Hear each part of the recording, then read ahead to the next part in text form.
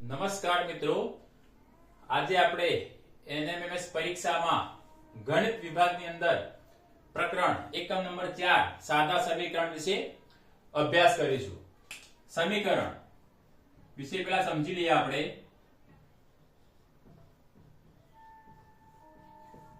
તો સૌથી પહેલા આપણે એની શરૂઆત એક ઉદાહરણથી કરીએ.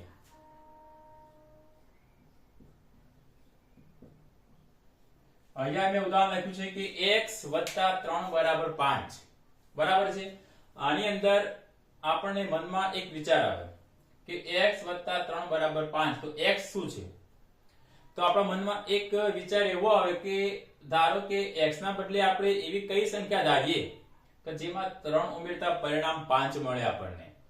તો આપણા મનમાં વિચાર આવે કે x ના બદલે કઈ સંખ્યા ધારીશું અથવા કઈ સંખ્યા આવે. તો આપણે વિચારીએ કે અહીંયા 2 મૂકવામાં આવે. કેટલા? 2 + 3 = 5 થાય છે. તો આને શું કહેશું આપણે? સમીકરણ. સમીકરણની અંદર x શું છે, 3 શું છે અને 5 શું છે એને પહેલા સમજી લો. તો x શું છે? ચલ. x શું છે? ચલ છે. કે આ ચલની કિંમત દરેક સમીકરણમાં અલગ અલગ હોઈ શકે છે.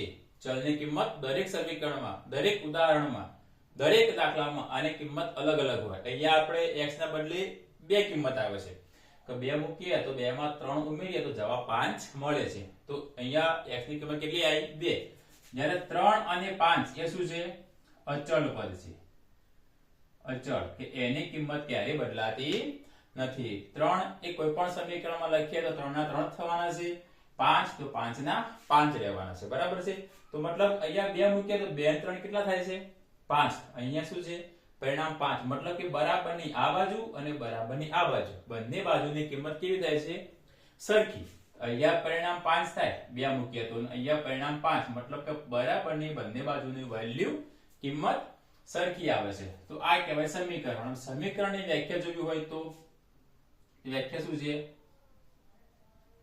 સમતા દર્શાવતા ગાણિતિક વિધાનને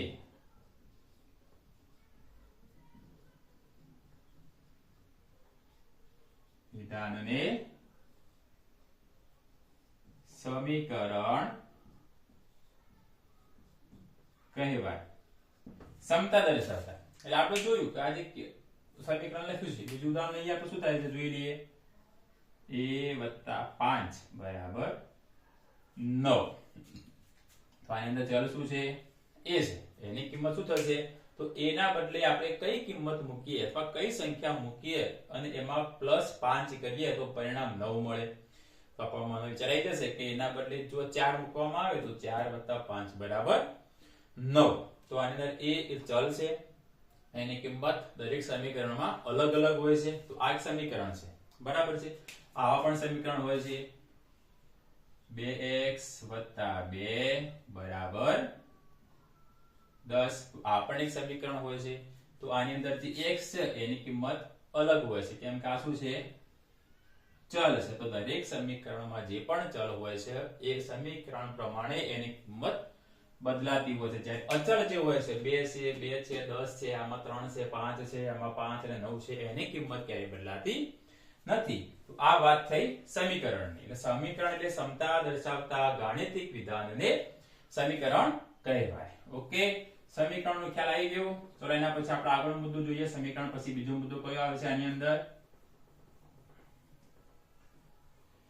સમીકરણ પછી બીજો મુદ્દો આવે છે આ જ એકમમાં સમીકરણનો ઉકેલ. બીજો મુદ્દો કયો છે? સમીકરણનો ઉકેલ. ઉકેલ એટલે જવાબ. તો આને ઉકેલ પણ કહેવાય, એને સમીકરણનું બીજ પણ કહે છે. સમીકરણનું બીજ.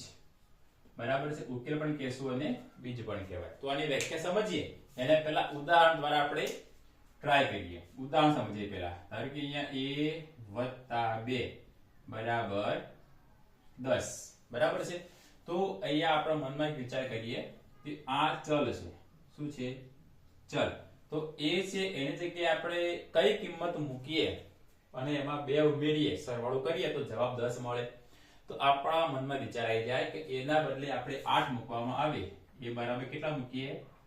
8. તો 8 + 2 બરાબર 10. મતલબ કે આ બરાબર છે, આ બરાબરની ડાબી બાજુ છે અને આ બરાબરની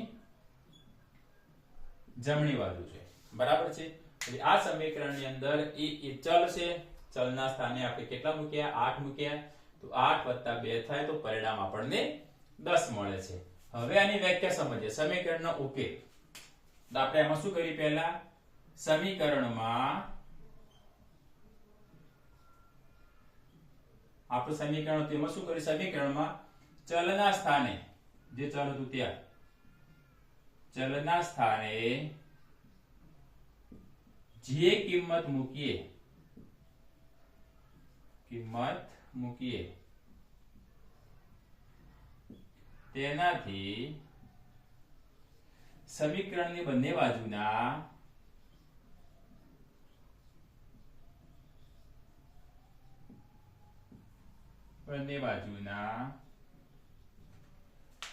પરિણામ સમાન આવે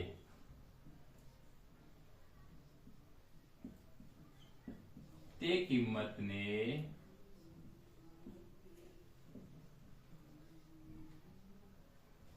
સમીકરણનો ઉકેલ કહેવાય. હવે આપણે ઉદાહરણ જોયું અહીંયા કે a + b બરાબર 10. તો આમાં ચલ શું છે? a. તો a ના સ્થાને શું જવાબ મૂક્યો? આપણે કિંમત મૂકી 8. તો 8 અહીંયા મૂક્યો તો જવાબ કેટલો મળે છે? 8 ને 2 10. તો a બરાબર 8 છે, a ની કિંમત. તો એ શું કહેવાય? સમીકરણનો ઉકેલ. બરાબર છે. ઉદાહરણ બીજું જોઈએ આપણે બીજી રીતે. દાખલાની ગણતરી કરીને આપણે ઉદાહરણ જોઈએ. દાખલાની ગણતરી કરીએ. ધારો કે અહીંયા x + 5 બરાબર 15. તો આનો ઉકેલ શું આવશે? આનું બીજ એટલે કે જવાબ શું મળશે આપણને? તો આની અંદર નિયમ છે. આપણે કોને જવાબ આપવાનો છે? x. એટલે કે ચલની કિંમત લાવવાની છે, તો x ને અહીંયા રાખવાના. અહીંયા 15 હતા જ. હવે વાત છે +5 ની. તો 5 છે x સાથે કયા સંબંધમાં જોડાયેલા છે? સરવાળામાં. ઓકે. સરવાળો હોય અને a ને બરાબરની આ બાજુ લઈ જવાના. એટલે કે x ને એકલા રાખવાના, બાકીના બધા અચળ પદ છે એને બધા જોડે લઈ જવાના. તો અહીંયા પ્લસ હોય તો એ શું થશે? એનું માઈનસ. જો એ માઈનસ હોય તો આ બાજુ થાય તો પ્લસ થઈ જાય, પ્લસ હોય તો માઈનસ થઈ જાય. ગુણાકાર હોય તો ભાગાકાર થઈ જાય અને ભાગાકાર હોય તો ગુણાકાર. માઈનસ હોય તો એનું પ્લસ થાય, પ્લસ હોય તો એનું માઈનસ થાય. ગુણાકાર હોય તો એનું ભાગાકાર થાય, ભાગાકાર હોય તો ગુણાકાર. ક્યારે? કે એ પદને બરાબરની બીજી બાજુ લઈ જઈએ ત્યારે. હવે 15 - 5 જવાબ આવશે 10. તો x ની કિંમત કેટલી આવી? 10. તો મતલબ કે અહીંયા 10 મૂકીએ તો 10 + 5 બરાબર 15. તો આપણો જવાબ સાચો છે. તો આ સમીકરણનો ઉકેલ શું આવ્યો? x બરાબર 10. ઓકે, ખબર પડી ગઈ સમીકરણના ઉકેલની. એના પછી છે આગળ જોઈએ. આ રીતે આપણે દાખલાની ગણતરી કરી શકીએ છીએ. ખાસ યાદ રાખવાનું છે કે કોઈ પણ અચળ પદને બરાબરની બીજી બાજુ લઈ જઈએ તો પ્લસ હોય તો માઈનસ થઈ જાય છે અને માઈનસ હોય તો પ્લસ થઈ જાય છે. ગુણાકાર હોય તો ભાગાકારમાં જાય છે અને ભાગાકારમાં હોય તો ગુણાકારમાં આવે છે. એના પછીનો મુદ્દો છે સમતાના ગુણધર્મો. પછીનો મુદ્દો છે સમતાના ગુણધર્મો. ઓકે, ચલો પહેલો મુદ્દો જોઈ લઈએ. પહેલો ગુણધર્મ a બરાબર b તો b બરાબર a. બરાબર છે. જો a અને b સરખા હોય તો a બરાબર b લખો તો પણ સાચું પડે અને b બરાબર a લખો તો પણ સાચું પડે.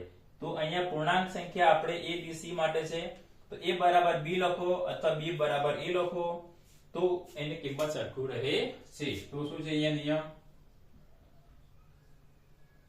બાજુ બદલવાથી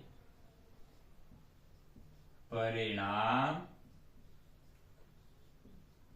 સમાન રહે છે. આ નિયમ આ a b c માટે છે. બરાબર. આ એક અચળ ચલ પદ છે. તો પહેલો નિયમ કયો છે? a બરાબર b હોય તો b બરાબર a પણ થાય. એટલે કે બાજુ બદલીએ તો a અને b એમાં a ડાબી બાજુ રાખીએ, b જમણી બાજુ રાખો તો પણ કિંમત સમાન આવે છે. b ને ડાબી બાજુ રાખો, a ને જમણી બાજુ રાખો તો પણ પરિણામ સરખું આવે છે. તો આ વાત શું છે કે બાજુ બદલીએ તો પણ પરિણામ સરખું મળે છે. ઓકે, ચલો બીજો નિયમ છે, જો a બરાબર b હોય તો a વત્તા c બરાબર b વત્તા c. હવે આ કેને સમજશું? જો a અને b ની કિંમત સમાન હોય, a અને b ની કિંમત સમાન હોય તો એમાં બંનેમાં કોઈ પણ એક સમાન સંખ્યા ઉમેરતા પરિણામ સરખું મળે છે. તો બંને બાજુ સમાન હોય તો સમાન સંખ્યા ઉમેરવાથી પરિણામ સરખું મળે છે. તો જુઓ, બંને સમાન સંખ્યામાં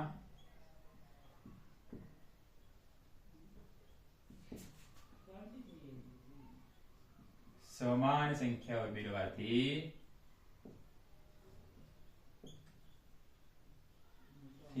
સમતા જળવાય છે. સમતા જળવાય. આ બીજો નિયમ છે, બીજો ગુણધર્મ છે કે a બરાબર b હોય તો a માં પ્લસ c કરો અને b માં પણ પ્લસ એટલે કે વત્તા c કરો તો પણ બંને બાજુની કિંમતમાં કોઈ ફેરફાર થતો નથી. એટલે કે બંનેમાં સમતા જળવાય છે. તો પહેલો નિયમ હતો a બરાબર b, ક્રમ બદલીએ, બાજુ બદલીએ તો પરિણામ સમાન રહે છે. બીજો a બરાબર b હોય તો a વત્તા c કરો તો પણ અને b વત્તા c કરો તો બંનેનો જવાબ સરખો મળે છે. હવે ત્રીજો ગુણધર્મ છે, બે ગુણધર્મો જોયા આપણે, બે નિયમો જોયા. હવે ત્રીજો નિયમ છે, ત્રીજો ગુણધર્મ છે a બરાબર b તો ac બરાબર bc. આમાં શું છે? a અને c ગુણાકાર, b અને c ગુણાકાર. તો આમાં જે આગળ જોયું તો a અને b ની કિંમત સમાન હોય તો બંનેને કોઈ પણ સંખ્યા વડે ગુણીએ તો પણ પરિણામ સમાન રહે છે. તો બંને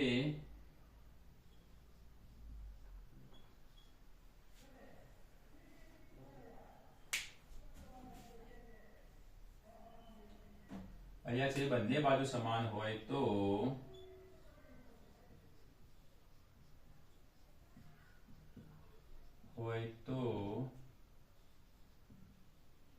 બંને બાજુને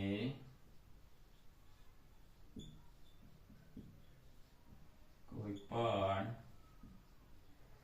સમાન સંખ્યા વડે ગુણવાથી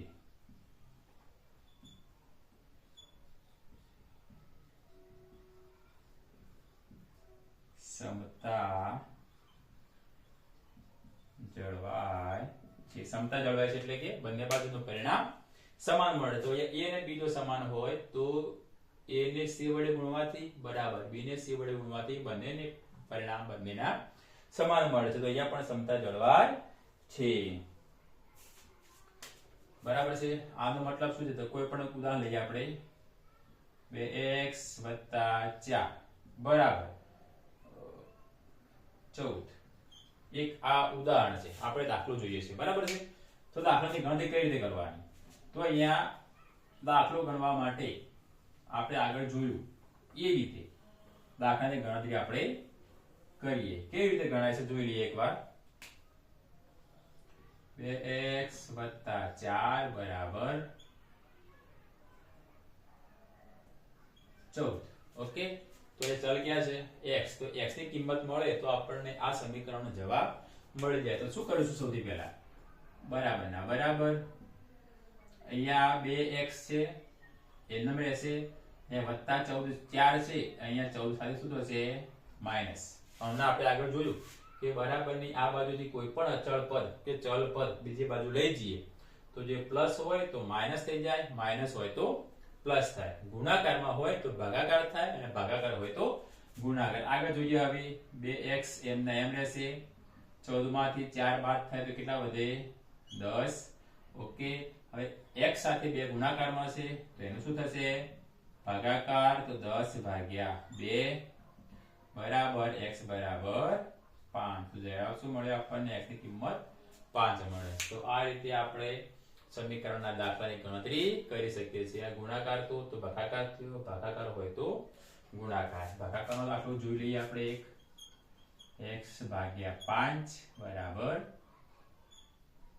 10 બરાબર છે. આ દાખલો છે. તો જરૂર નથી આપણે x નો ઉપયોગ કરીએ. a b c d કોઈ પણ અંગ્રેજી બીજી ABCD ના કોઈ પણ મૂળાક્ષર આપણે ઉપયોગ કરી શકીએ છીએ. તો 5 શેમાં છે? ભાગાકારમાં છે. તો શું થશે? 10 સાથે ગુણાકાર.